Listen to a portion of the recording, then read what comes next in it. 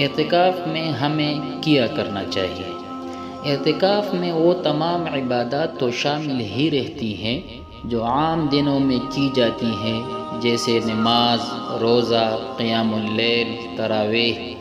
لیکن اعتکاف کا اصل مقصد یہ ہے کہ 24 گھنٹے ہر لمحہ اللہ کی خوشنودی کے لیے وقف کیا جائے۔ یہ وہ سنہری موقع ہے جس میں انسان اپنی زندگی کا جائزہ لے کہ میرے کون سے پہلو کمزور ہیں، میری عبادات، نیت، اخلاق اور تعلق باللہ کی کیا کیفیت ہے، مجھے خود کو کس طرح بہتر بنانا ہے۔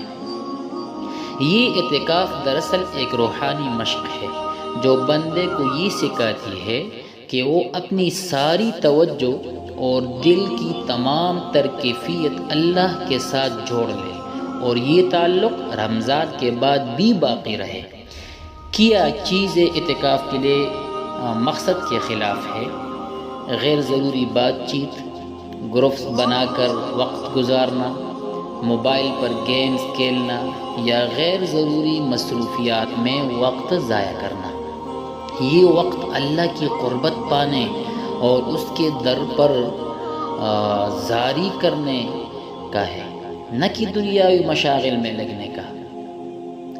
میں نے دیکھا کہ بعض لوگ اس کے مقصد کے سمجھنے سے قاصر ہوتے ہیں، حالانکہ اعتکاف ایک ایسی تربیت ہے جو پورے سال کے لیے انسان کی زندگی بدل سکتی ہے۔